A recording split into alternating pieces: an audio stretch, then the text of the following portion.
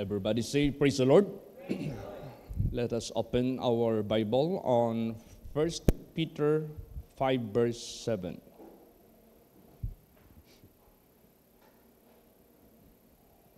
Praise the Lord. Casting all your care upon him, for he careth for you.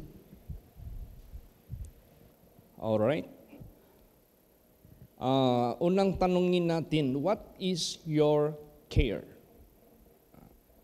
What is care? Care, yung bang you are concerned. You are careful for it. Gusto mong magbigay kahit paman ng tulong. Care. No? Pag sinabing care, this is something, an act of kindness, an act of loving, an act of providing, an act of giving. Basta lahat ng care na pwede nating i-project sa isip natin. So, ang unang tanong, what is your care? Or we may say, what are your cares? Tulad ko, nasa main church ako. Ang care ko, hindi lang sa Davao Congregation, kasi main church tayo para tayong mother church talaga na itinatag ni Jesus Christ. Hindi lang tayo magki-care dito sa atin sariling kongregasyon, locality sa Davao. Hindi ang care natin para sa lahat. Yun ang care ko. Yun ang concern ko. Alam ko kasama kayo sa akin. Alam ko you are part of mine concern. So, sa inyo naman, personal ninyong care. Ano yung care ninyo? Kasi yung care ko, pangkalahatan. Pastor, ang dami naman yan. Sinabi nga dito cast all your care. Praise the Lord. Tandaan lang natin, ang Diyos natin na kung saan natin ikakast. Pag sinabing cast, para bagang itapon mo, ipakats mo doon sa Kanya, ibigay mo doon sa Kanya, ipagawa mo doon sa Kanya, or i-commit mo doon sa Kanya. Unang-una, makarating kaya sa Kanya. Tandaan natin yung Isaiah 59 verse 1 and 2. Yes, ang kamay ng Diyos hindi maiksi. Kaya kailangan natin ng mag-maintain tayo ng ating obedience sa ating Panginoong Diyos para the moment na mag-cast tayo ng mga cares doon sa Kanya, makarating talaga sa Kanya. Maaasahan talaga natin. He will care for you. He will care for us. It doesn't matter. Huwag tayong mag-isip na dami naman. Hindi. Kunti lang yan sa harapan ng Diyos. Maliit lang yan sa harapan ng Diyos. Alalahanin natin, all nations, i-combine mo lahat yan. In the eyes of God, they are just a drop of a bucket. Parang tulo lang yan ng isang sisidlan ng tubig na merong nag-spill. Isang tulo lang yan. So lahat ng ating mga cares, kung anong kaya nating i-project sa ating isip, anong kaya nating abutin sa ating love, anong kaya nating abutin sa ating concern, anong kaya natin. Huwag tayong mag-atubili. Lahat na yan. Lalahatin na natin yan. Praise the Lord. So yan naman ang sinabi niya cast all your care upon God, upon Him, for He careth for you. Merong isang beses na first time ko ata yun inimbita ni Tatay Loy ng Tagum, Misaoy, yung Eagle Crusade Ministry. Nung nagtawag na ako after I preached the Word of God, that was satellite service every Friday evening. It was attended with different churches. So, nagtawag na ako ng prayer healing. Meron akong isang na prayhan doon na matanda na babae, not too old, maybe early 60s. Sabi ko sa kanya, Nay or Sister, ano po ang sakit ninyong ipapray? Pastor, marami akong bukol-bukol sa katawan. Marami ha? Sabi ko, mga ilan sa palagay mo? Aabutin siguro ito ng 50, 50. Sabi ko, dami naman. Sa isip ko lang. Sabi ko, Nay, anong gusto mong i-pray ko sa iyo? Ilang bukol lang mawala?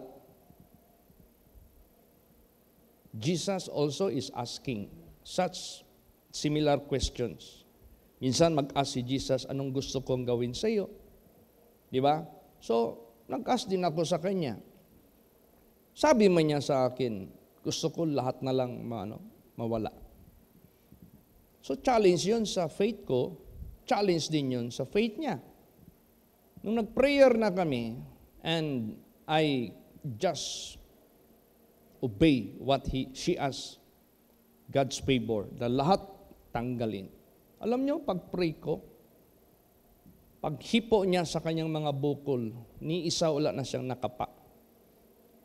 Lahat talaga nawala. Kaya sa buhay natin, it doesn't matter how many or how much. No? Kahit gaano karami o ano ba yung value or amount na involved dyan, ang sinabi dito, cast all your care, lahat, your care upon Him, for He careth for you. Alam mo, there was a time sa buhay po ni David, he was so in distress. Talagang nasa distress siya. Kasi hari siya eh. Pag mayroong problema sa kanyang bansa, doon lahat sa kanya ang blame. Doon sa kanya ang lahat ng tingin ng mga tao. Doon lahat ang sa tao sa kanya. Ikaw yung hari eh. Ikaw yung commander. Kung anong mangyari sa bayan mo, ikaw ang sisihin kung sakaling magka-problema. So he was so in distress at that time. Anong ginawa niya? Basahin natin. 1 Samuel 30, verse 6. Praise the Lord. And David was greatly distressed, for the people spake of stoning him, because the soul of all the people was grieved, every man for his sons and for his daughters. But David encouraged himself in the Lord his God. Ayan. Meron man tayong mga problema sa buhay, will it be physical issue? Will it be financial matter?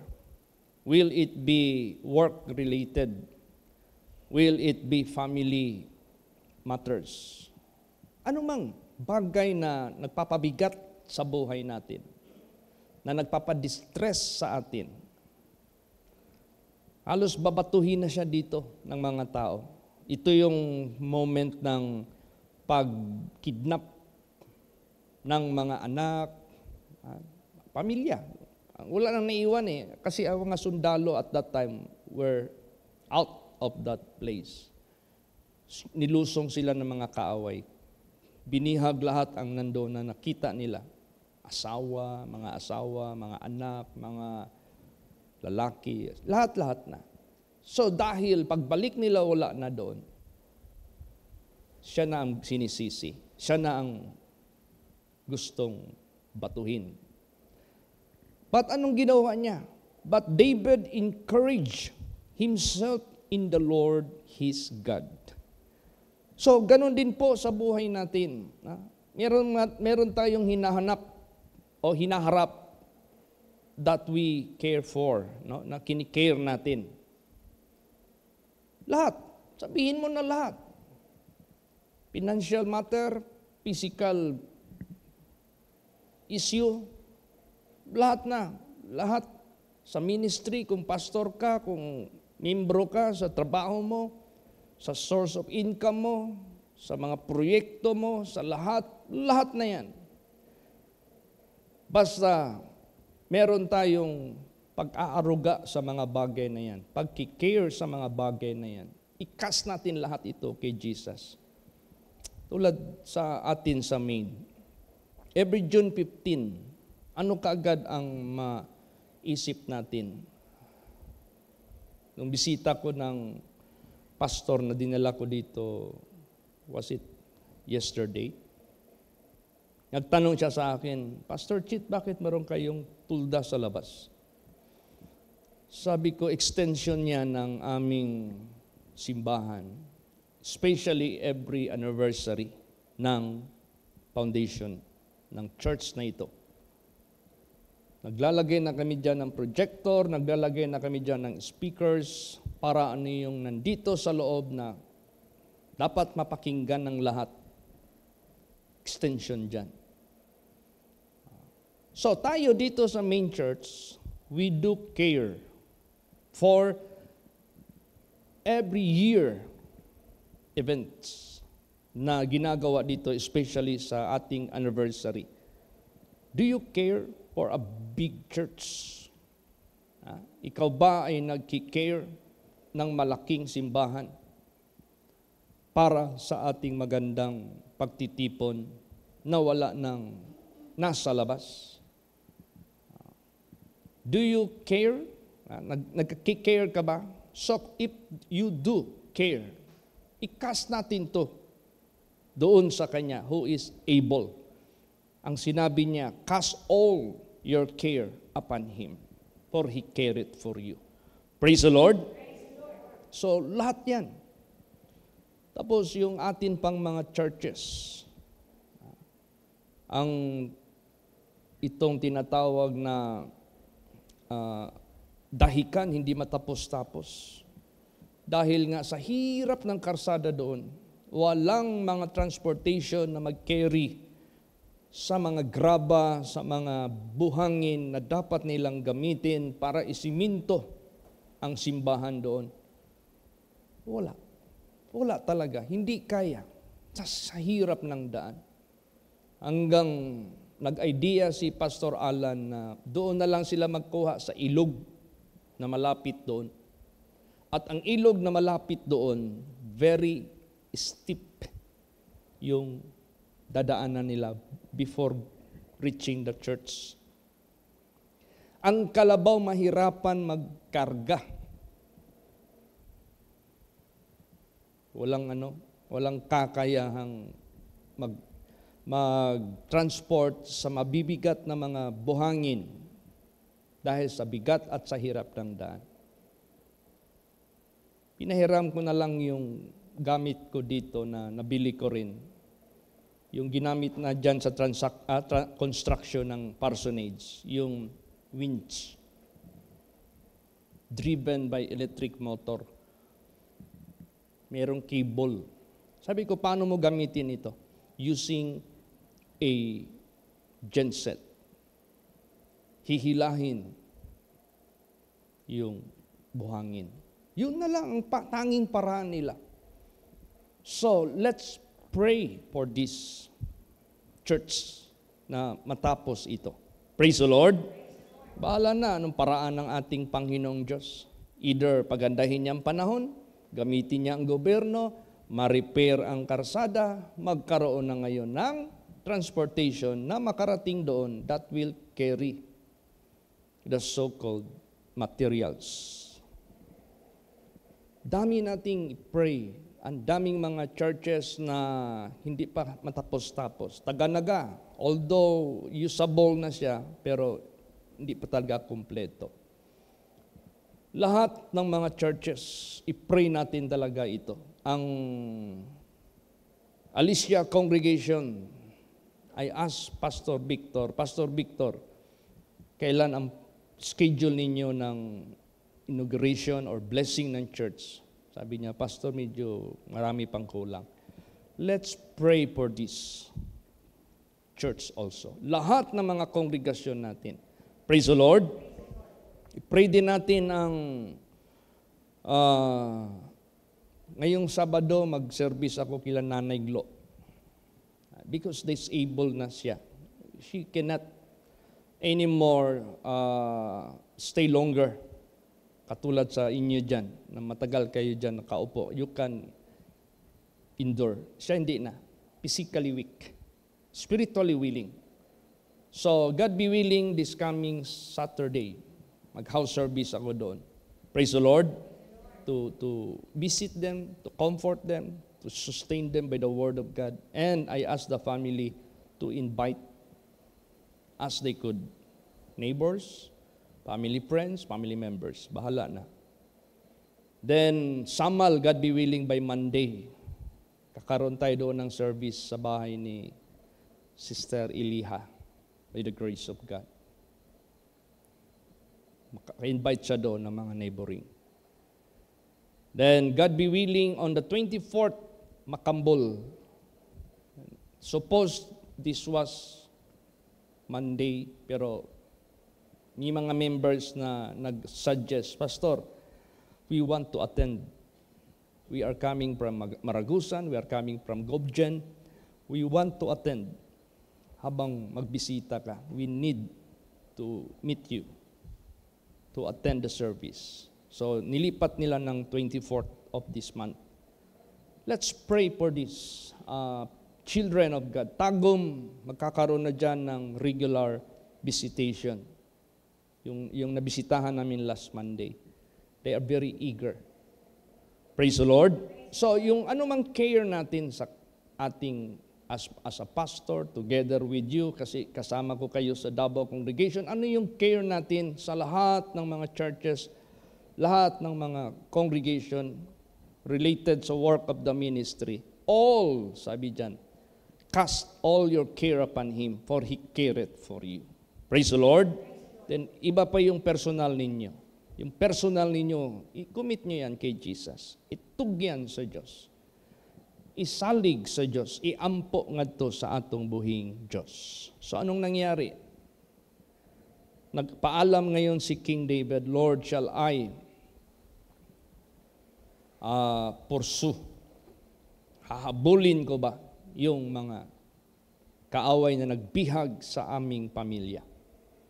Then God said, go, and you can recover them. So, ang sinabi doon, lahat ng mga nabihag, wala doon na namatay, wala doon na napahamak, lahat na recover sila. Kasi yung concern ni David, lahat ma-recover, maibalik sa pamilya. So, ganun sa buhay natin, lahat ng mga concern natin, care natin sa gawain na binigay ni Jesus sa atin, let us cast it unto the Lord in prayer. Praise the Lord. So, sa life ni David, according to his experience, he has so much problems he experienced. Pero ano ang na-experience niya? Paano ito nagkaroon ng solusyon? Basahin natin. Psalms 27:13 hanggang 14. Praise the Lord. I had fainted unless I had believed to see the goodness of the Lord in the land of the living. Wait on the Lord, be of good courage, and He shall strengthen thine heart. Wait, I say, on the Lord. Ayan. See? There is goodness in the land of the living. Merong goodness ng Panginoon. Sinabi dyan, I had fainted unless I had believed to see the goodness of the Lord. This is not goodness of any man. This is goodness of the Lord in the land of the living. See, merong venue, merong particular place, ang goodness ng Diyos doon masusumpungan. Where? In the land of the living. Now, not necessarily physical, living creatures of God or human living creature of God. Hindi. Yung sinabi ni Jesus Christ, God is not the God of the dead, But He is the God of the living. He is the God of Abraham. He is the God of Isaac. He is the God of Jacob. God is the God of the living. Itong in the land of the living na ito, these are the people who believe God and obey God. And their God is the God of the living. Let's join them. Praise the Lord. Kaya nandun ang goodness of the Lord among the people in that land, which is the land of the living. Buhay ang pananampalataya, buhay ang pag-obey, buhay ang pag-ibig sa Diyos. But we need to wait. Wait on the Lord. Be of good courage. While waiting, don't be a coward one. No, huwag kang maging talaw-talaw. Huwag kang ma-overcome ng iyong emosyon sa takot. Huwag kang ma-overcome sa laki ng problema. Huwag kang ma-overcome kahit naman sa ano pa mang nakikita mo na challenges sa buhay mo. Wait on the Lord. Expect from Him. Hope in Him. Be of good courage. Magpakatapang ka in terms of your faith. Magpakatapang ka in terms of your obedience. Huwag mong i-give up yan. He shall strengthen thine heart. He will assist you. He will help you. Kasi kung sarili lang natin, we are not able. Magpakalakas ka lang sa Panginoon and He will strengthen you. He will assist you. I say, wait, I say on the Lord. Bakit? Ang Panginoong Diyos, He has the perfect timing. Nandyan sa Kanya yung perfect timing. That is why we need to wait. Di ba nung naghanap tayo ng lupa, we waited. And here we are. We acquired. Nagtayo tayo na multi-purpose building, nag-wait tayo. Here we are. We are using it. Nag-ask tayo ng big church. Mag-wait tayo. Nasa Panginoon yung hawak niya yung time sa fulfillment. We need to wait, but while in waiting, don't be moved. He will not suffer your foot to be moved. Praise the Lord. Basahin natin. Ecclesiastes 3 verse 11. Praise the Lord. He has made everything beautiful in His time. Also, He hath set the world in their heart, so that no man can find out the work that God maketh from the beginning to the end. Ayan. He made everything beautiful in His time. His own time, not in our time. So because time niya ang masunod to make all things beautiful, to make all things grand, na ibigay niya, to make all things given, ibigay niya, o kaya to make all things fulfilled, then we have to wait. Praise the Lord. Wait, be patient. Kailangan lahat tayo may patience tayo lahat to wait patiently. And while in waiting, anong sinabi dyan? Basa. Psalms 55 verse 22. Praise the Lord. Cast thy burden upon the Lord, and He shall sustain thee. He shall never suffer the righteous to be moved. Ayan, cast your burden upon the Lord. Na-feel mo ba ang burden? Why? When natin ma-feel yung burden? If you are concerned. When natin ma-feel ang burden? If you are thoughtful. When natin ma-feel ang burden? If you put your feet in their shoes. Para bagang ano yung nakita mo sa iba, nilalagay mo yung sarili mo sa kalagayan nila. Because you are concerned for this, for them. So, may burden ka, cast upon the Lord. I-commit sa Kanya. He shall sustain thee. What is word sustain? It is like a piano. Itong piano, meron niyang 3 pedals sa baba banda. Isa dyan, sustain. Gamit na gamit yung sustain dyan. Pag nakalagay doon sa nota, merong long blast, sustain, apakan yon, mag-prolong yung sound ng string. Meron ding staccato kung tawagin. Putol-putol, putol-putol. So itong sustain na ito, this is the period of waiting. Praise the Lord. Kaya kung habang naghihintay tayo, if God will not sustain us, we shall fail. Kasi hindi ka na makatiis, hindi ka na makahintay. Tingnan mo yung mga people of God dito. Those people who didn't waited patiently. Naging murmurer sila, naging complainer sila. Tingnan mo anong nangyari sa kanila. Wala silang nagawa. Failure ang naranasan nila. They died in the wilderness. They failed to receive the promise of God, the land of promise. Wala. Kaya, habang tayo naghihintay, let God sustain us. Praise the Lord. Now, how God will sustain us na maprolong yung ating strength in waiting until we receive the answer, until we receive the fulfillment. Ang sinabi dito, how God will sustain us. He shall never suffer the righteous to be moved.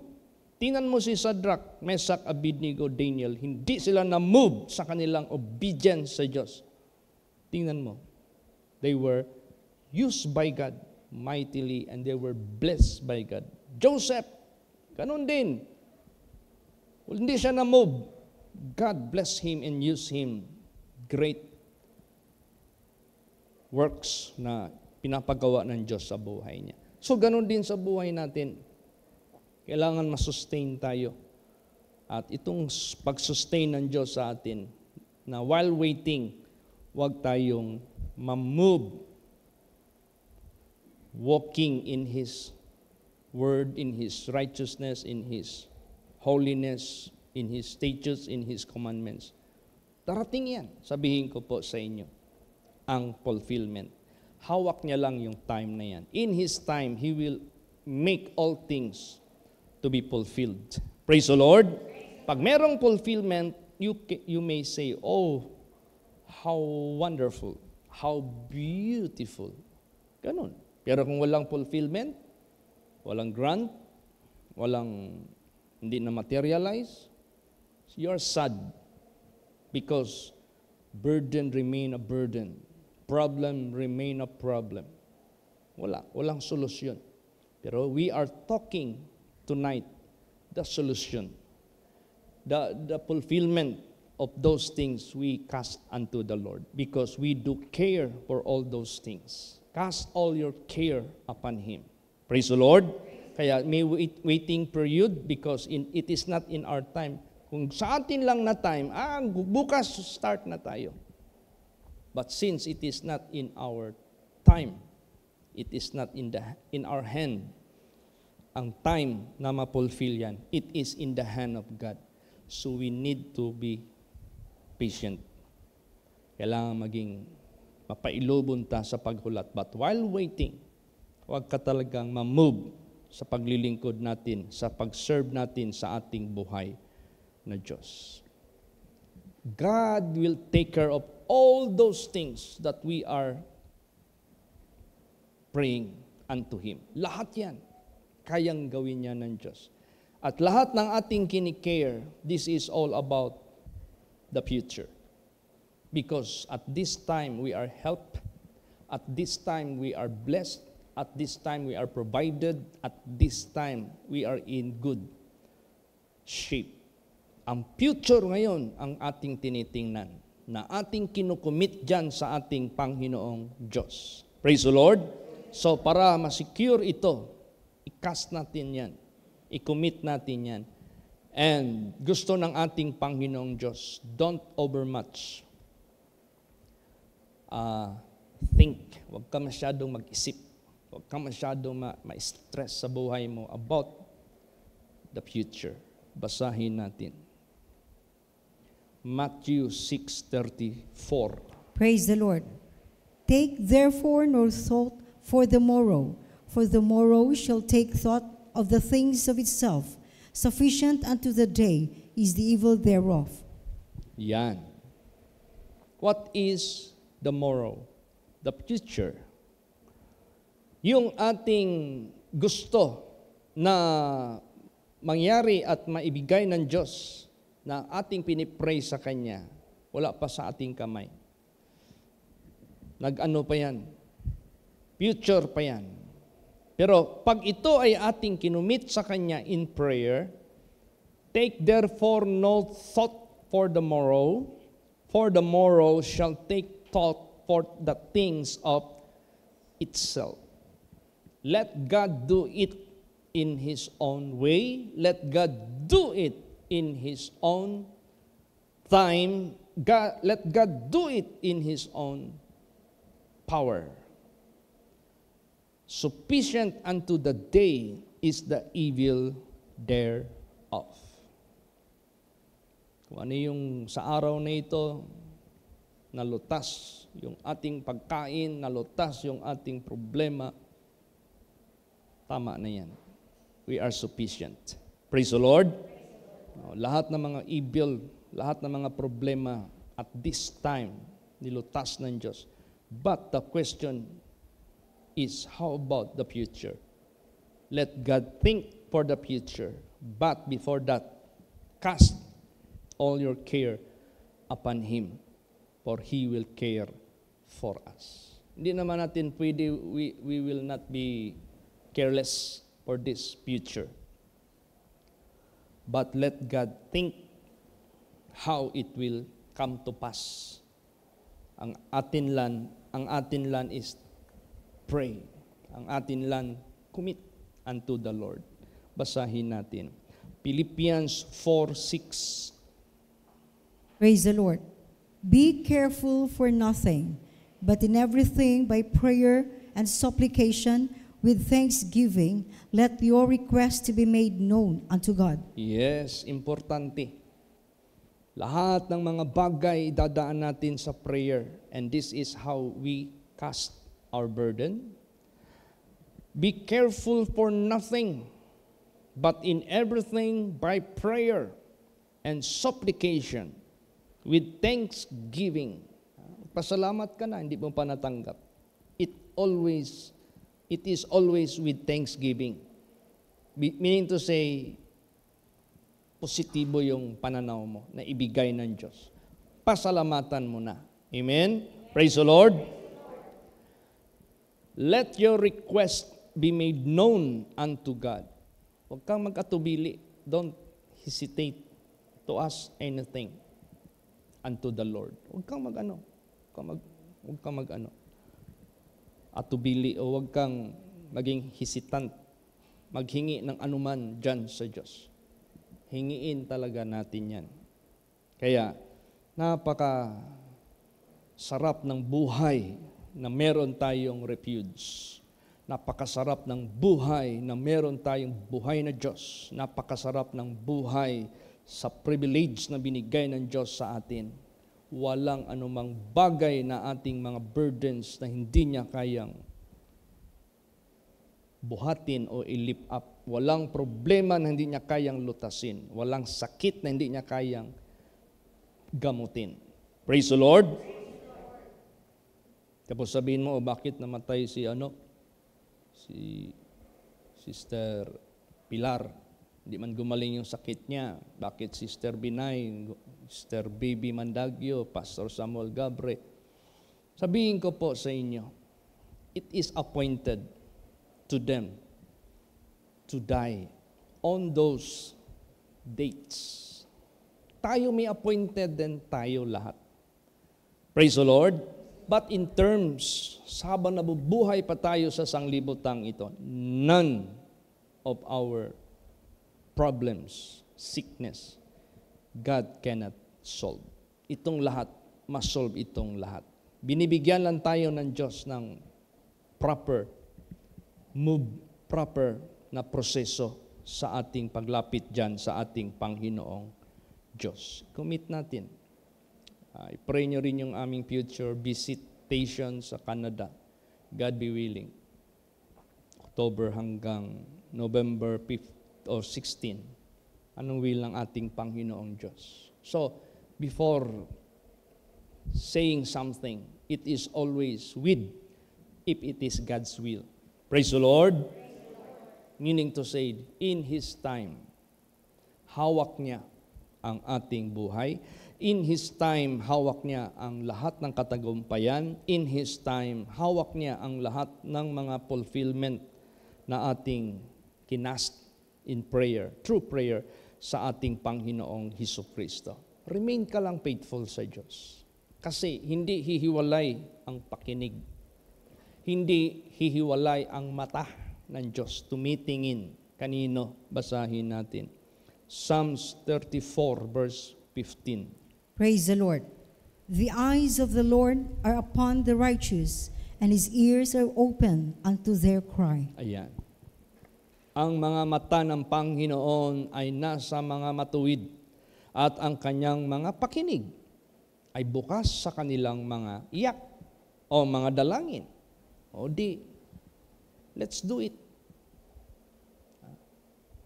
Minsan inawit natin yung great is thy faithfulness. Thou hast provided all what I have needed. Actually, provided na yan. Fulfillment na lang. Nasa time ng Panginoong Diyos yung fulfillment. Ang gusto lang ng ating Panginoong Diyos, huwag tayong ma-move. Kasi meron kasing tinatawag na breach of promise. There is no day nor night. The moment ma-move tayo sa pag-obey natin sa ating Panginoong Diyos, there will be a breach of promise. Pwede niyang sirain, i-break yung kanyang mga pangako. Kaya napaka-importante yung sinabi dito, He will not suffer us to be moved. He that keepeth thee will never slumber nor sleep. The eyes of the Lord are upon the righteous, and His ears are open unto their cry. And this is the reason why we continue coming into the sanctuary to sustain us, to preserve us, to bless us, to guide us, to lead us, to hold us, na hawakan tayo ng ating Panginoong Diyos. Kaya, minsan may mga pagkakataon tayo sa buhay na wala na ba tayong makita na solusyon? Titingin tayo sa kapwa natin, they cannot help. Titingin tayo sa sarili natin, we cannot help. But there is only one that we can approach, that He cannot deny you, that He cannot forsake you. Yung sabi ni Jesus, Him that cometh to me, I will in no wise cast out. Siya lang nag-iisa. Basahin natin. Example, Psalms 142, 4 hanggang 5. Praise the Lord. I looked on my right hand and beheld, but there was no man that would know me. Refuge failed me. No man cared for my soul. I cried unto thee, O Lord, and said, Thou art my refuge and my portion in the land of the living. Ayan.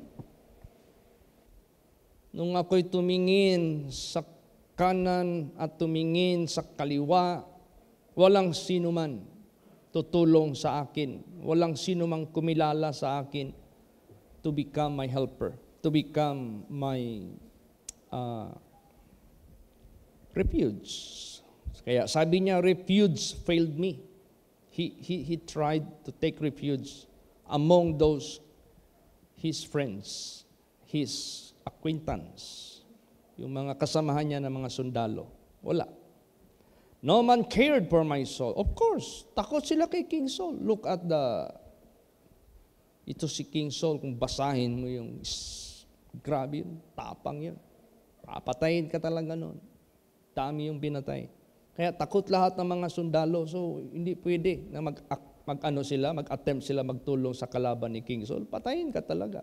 So, walang mapuntahan si David. Takot sila lahat. So, what he did, I cried unto thee, O Lord. I said, Thou art my refuge and my portion in the land of the living. Sometimes ganun tayo. If we look to the right, to the left, even to ourselves, we are helpless. But there is one that we can approach, that He cannot reject you. Praise the Lord. It doesn't matter how big, how small, how hard, how difficult, how easy, it doesn't matter. Of course, most of them are difficult. Kaya kung easy lang, kaya lang natin, we don't need to approach God. But yung mga mahihirap, hindi na natin kaya, diyan na natin ilapit sa ating Panginoong Diyos. Ito yung panahon that he was in the cave. Na-cornered na siya ni King Saul. Tapos hindi na siya makalabas. Yung bibig ng cave, minet na. Hindi na siya makalabas. O di ba? Gusto niyang magtingin sa mga kaibigan niya na palusutin siya. Wala, takot lahat mag-assist sa kanya. Umiyak siya sa Panginoong Diyos. Anong ginawa ng Panginoong Diyos?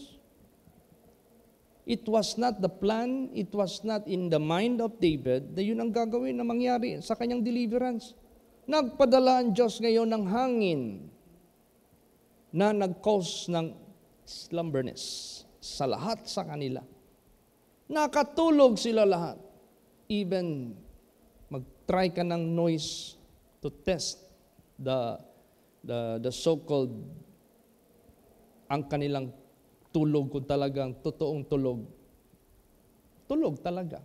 Hanggang lumapit siya doon kay King Saul, kinuna niya ng part yung kanyang clothes.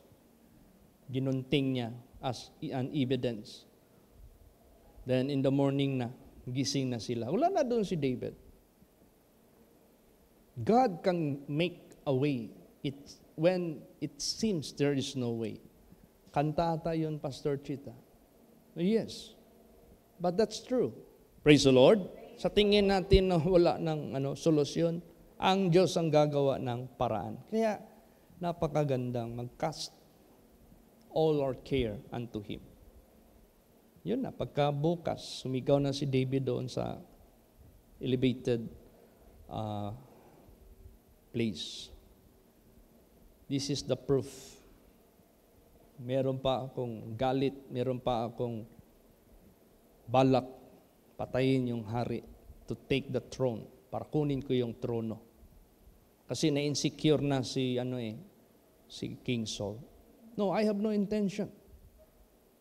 Di ba nag-concede si King Saul at that time? Nag-humble na siya. That is God's deliverance. Praise the Lord. Ganon din po sa buhay natin. Lahat ng mga problema, sila yung mag-concede. Lahat ng mga tinitingnan natin na challenge sa buhay natin, ma-overcome natin yan. Magwagi tayo sa lahat ng mga iyan to bring us to victory, para bigyan tayo ng katagumpayan. So ngayong gabing ito, you may in your mind what you are going to ask in prayer. Gawin nyo na ngayong gabi. Praise the Lord. Last verse. 2 Timothy 1 verse 12. Praise the Lord. For the which cause I also suffer these things. Nevertheless, I am not ashamed, for I know whom I have believed, and am persuaded that He is able to keep that which I have committed unto Him against the day. Ayan. Grabe yung sufferings na naranasan ni King Saul. Alam mo yung bago si Saul na convert, yung nabulag siya, then for 3 days, di na siya nakakita, until yung si Ananias, inutusan na ng Diyos. Okay, Ananias, you find this person whose name is Saul. Nagulat si Ananias, Lord, I heard this from many men. Narinig ko itong taong ito sa maraming tao. Notorious ito. Ito yung nag-persecute sa mga tumatawag sa iyong pangalan, mga believers mo, mga disciples mo. Then God said, I choose him. He is my chosen to bring my gospel to the Gentiles, to the kings, and he will suffer for my sake. O di ba? Naranasan ni King Saul ang pagranas ni Saul who became Paul. Praise the Lord. Naranasan niya. Nung bago pa siya na-convert, nag-join na siya ngayon sa mga disciples. Ang iba, takot. Ang iba, hindi makatanggap. Ang iba, hindi makapaniwala.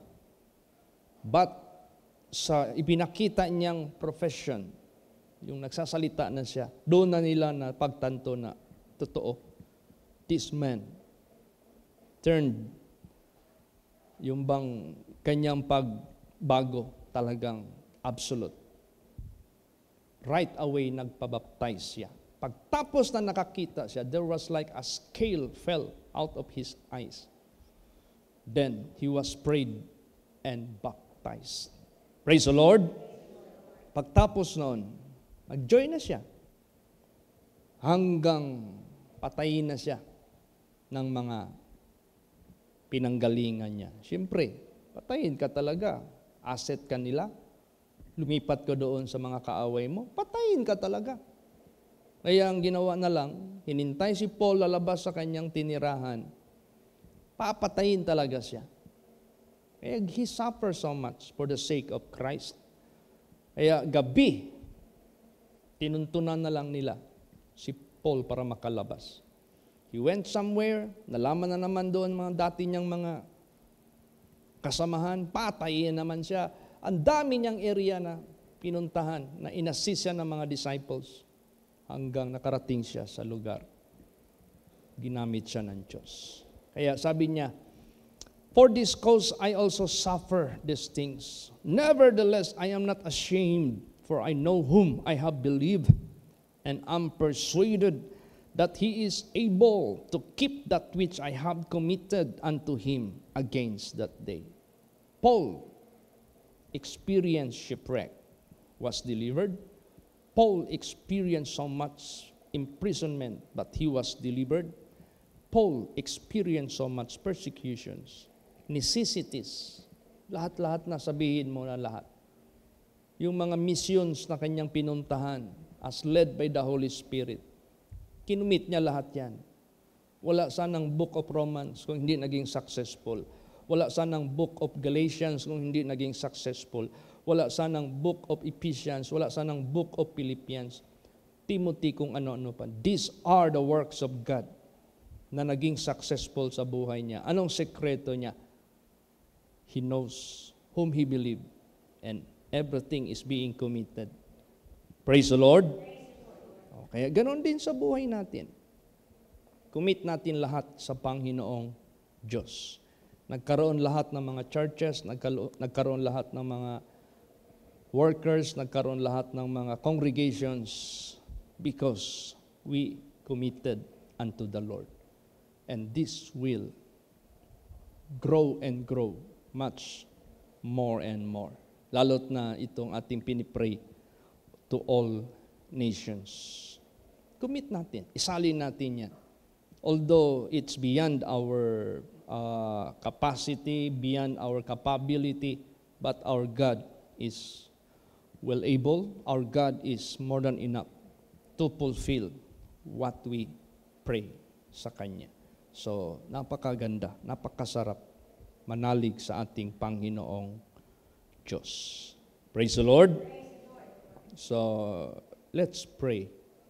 Itong major conference, i-pray natin sa Madsayap na makagawa na sila doon ng guest house para mapagdarausan ng conference. I-pray din natin yung Sandakan Conference, major conference. Lahat-lahat ng mga international missions na gustong ipagawa ng Diyos sa atin. Let's commit this unto the Lord. Alam mo, pag kinumit natin ito sa Panginoong Diyos, we put ourselves into the will of God. We put ourselves into His ways, His plan, His promise, lahat-lahat na. Ang nangyari ngayon, we become co-laborers together with God. Mga workers tayo kasama ng ating Panginoong Diyos. Praise the Lord.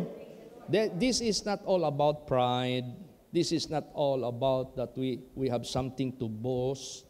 This is not all about our worldly ambition. This is not all about us. This is all about Him. Praise the Lord. Sa Kanya lahat ito. Let not Satan make any gaps from Jesus to us. Dapat naka-attach tayo dyan sa Kanya. And let none can separate us from Him. Wala dapat makaseparate. So, habang nandyan tayo sa Kanya nag-abide, habang nandyan tayo, makikita natin yung works of the Lord that will work in us, which we witness sa ating mga previous. Ang daming mga works of God na ating maalaala. That is why those works of God, we have to remember. Those works of God, we have to recall. Those works of God, we have to remember. Para yun yung magbigay sa atin ng courage, boldness sa pagharap natin ng lahat nating hinaharap. Hindi natin ma-stop that we are growing. Hindi natin ma-prevent we are going wider. This is what God made His promise. Sa panahon pa ni Pastor Samuel Algabre. Praise the Lord. And this fulfillment will be carried on to generations. Kahit mawala na tayo lahat dito. Minsan si Wing yung kapatid ko nagtatanong, Kuya, sana pala si Sister Baby Mandagyo. Maybe she never noticed yung mga services natin doon sa kanyang funeral service. Sabi ko, she passed away already. Kahit mawala na yung henerasyon natin, this will be carried on, the fulfillment of what God promised. Kaya tayong lahat magpakatibay. Then there will be a reunion. Huwag na tayong matakot sa World War III. Hindi yan mangyari. Kung hindi mangyari yung rapture. Oo, nandito ng system of the Antichrist. But this is being prevented because for the sake of the people of God. Na kailangan niya munang kunin bago mag-full blast, bago niya itugyan sa kamot ni Satanas ang kalibutan. Kaya sa ngayon pa lamang kapit tayo ng mahigpit sa ating Panginoong Diyos kasi ang clock nagatik-tak, anytime magkakaroon ng fulfillment, yung pagkuha niya sa mga anak ng Diyos. Praise the Lord. Yung sinabi dito, watch ye therefore and pray always that ye may be accounted worthy to escape in all these things that shall come to pass. Lahat ng mga temptations, lahat ng mga trials, dapat maka-escape tayo dyan. Watchful tayo. So, isa dyan, i-cast natin lahat ng care doon sa Kanya. For He will do care for you. Praise the Lord. Magsitayo po ang lahat.